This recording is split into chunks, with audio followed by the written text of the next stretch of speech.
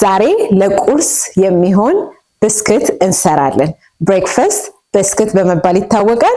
በውስጡ ፕሮቲን፣ ፋይበር እና ሄልዚ ካርብ አለው እና በካሎሪ መጠኑ በጣም ዝቅተኛ ነው። ዱቄት አንጠቀምም። የምንጠቀመው አልመንድ ፍላወር ነው የምንጠቀመው እና ይህን የመሰለ ብስኩት ለቁርስ እንሰራለን። ለጾመኞች እንቁላል ማድረግ ስላለብኝ ያለ እንቁላል መስራት አልቻልኩምና ጾም ሲፈታ ግን ይሄንን ቪዲዮ ሴቭ አድርጋችሁት ትሞክሩታላችሁ።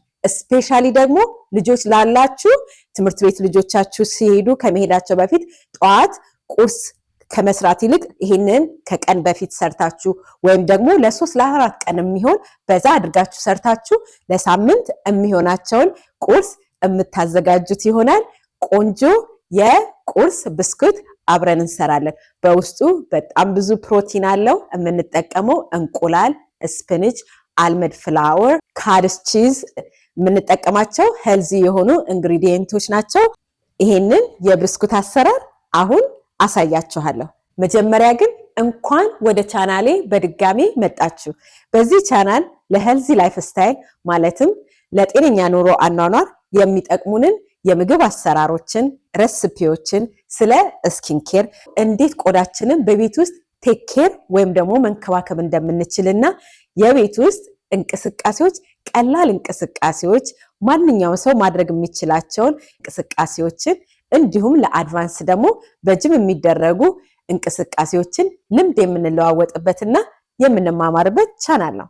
አዲስ ከሆናችሁ ቻናሌን ሰብስክራይብ በማድረግ ቤተሰቡ ነው። በድጋሚ እንኳን ደህና መጣችሁ። ያው እንደምትመለከቱት ለቁርስ ብስኩት ወይም ደግሞ ብሬክፋስት ብስኩት ለምንሰራው የሚያስፈልጉኝን ነገሮች አዘጋጅቻለሁ።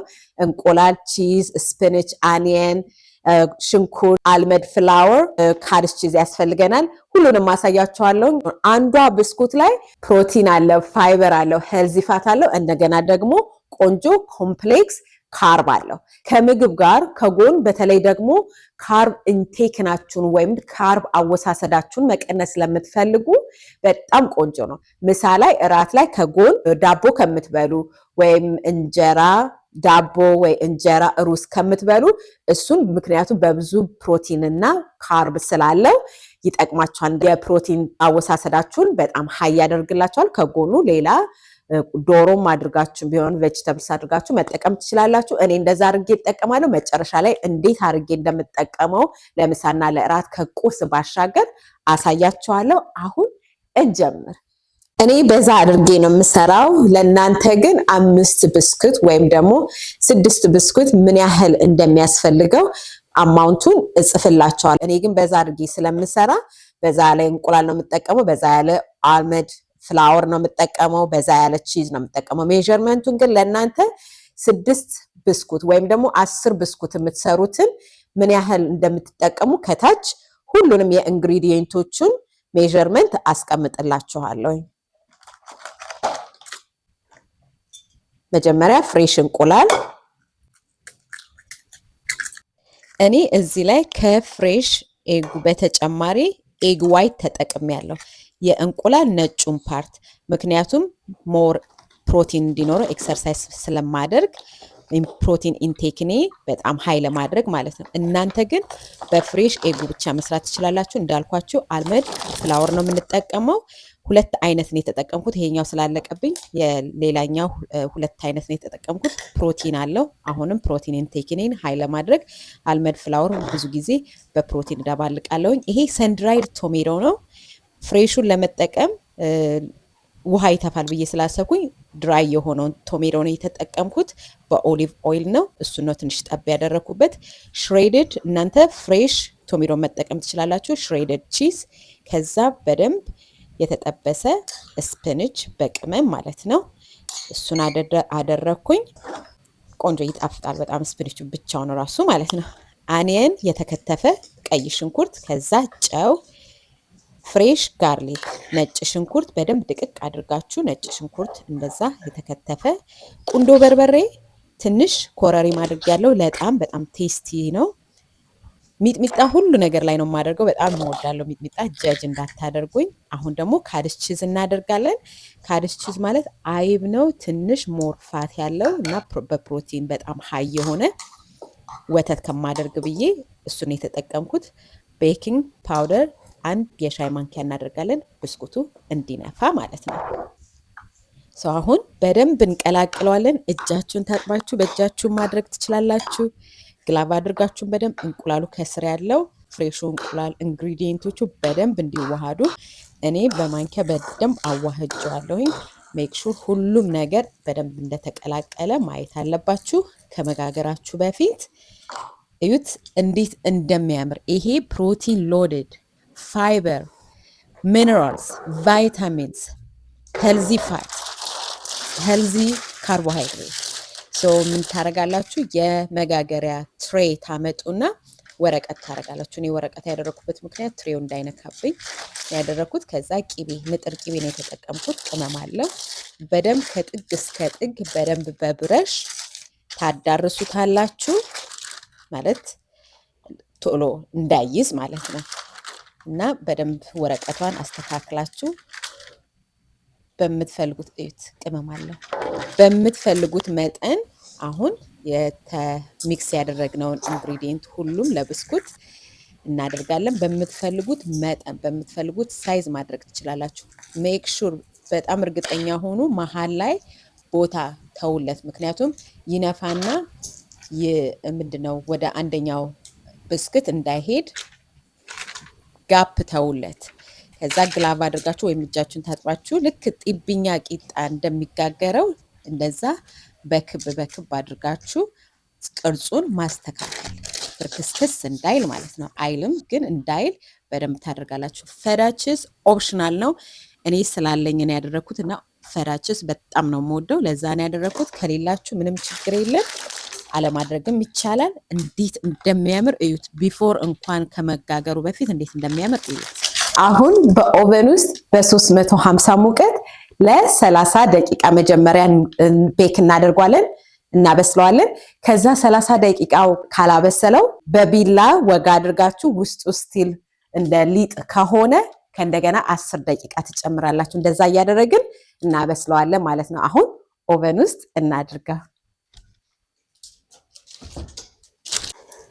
ይህንን የቀረኝንም በትንሽዬ ትሬ አድርጋለሁ። በብዛት የምሰራው ፍሪዘር ውስጥ ማስቀመጥ እችላለሁኝ።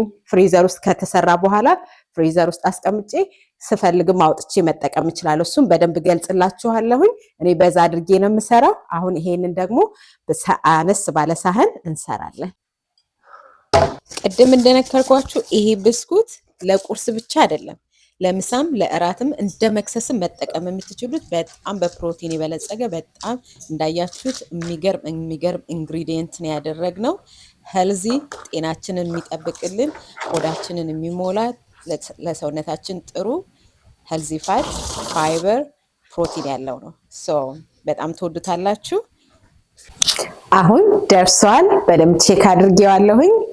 ከ40 ደቂቃ ቆንጆ 40 ደቂቃ በቂው ነው።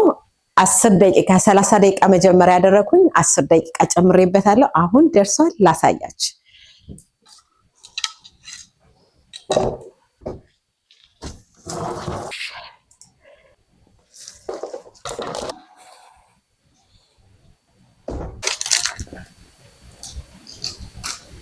እዩት እንዴት ኦ ማይ ጋድ ሽታው እና እንዴት እንደሚያምር አይደል? ቀረብ አድርጌ በደንብ አሳያችኋለሁ።